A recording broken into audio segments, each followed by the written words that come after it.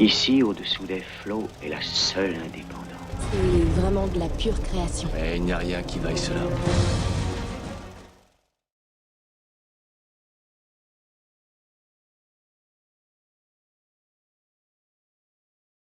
Au départ factuel de l'histoire, j'avais un ami à qui est arrivé la même chose que la victime dans le film, c'est-à-dire un jour il a été incarcéré pendant 6 mois parce que quelqu'un le reconnaissait comme étant son agresseur.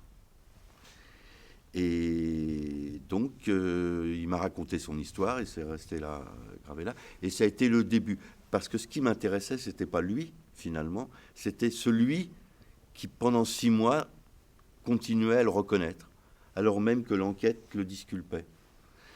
Et ça a été la première pierre, si vous voulez. Je voulais parler un peu, c'est vraiment un thème souterrain dans le film, enfin, de la famille.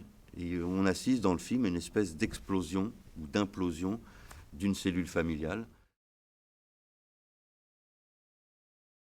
Si on arrive à faire devenir le personnage, c'est-à-dire le comédien devient le personnage, après, je me suis dit que j'étais comme si je faisais un documentaire sur ce personnage. Ce rapport-là, cette distance-là, vous voyez. Donc à partir de là, je l'ai filmé comme s'il existait.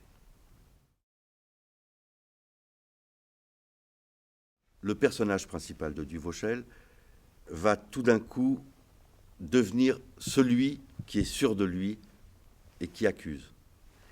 Et l'autre, de l'autre côté, va devenir sous nos yeux, on va lui mettre pour une capuche, là, un sweat avec une capuche, comme les gens qui ont participé à la bagarre.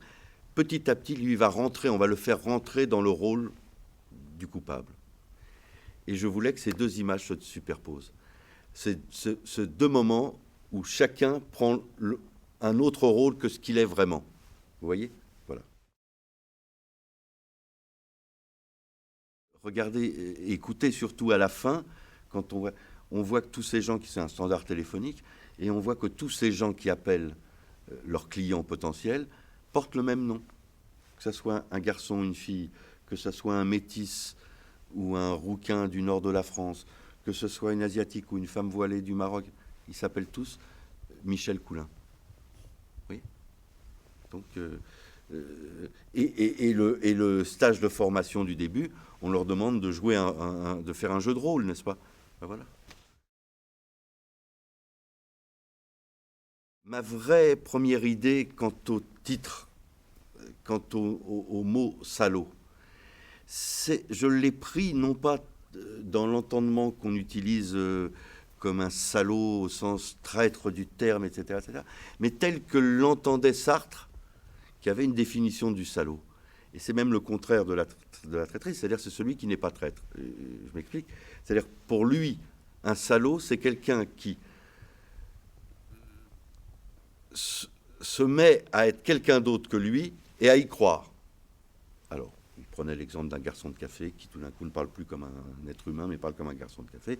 Il disait qu'un garçon de café, c'est anodin, mais quand c'est un commissaire ou un ministre, ça devient... Voilà. Et quelque part, le personnage principal, dans ce stage de formation, n'arrive pas à bien jouer le rôle d'un type qui vient pour vendre, qui est poli, qui est sûr de lui, etc., etc.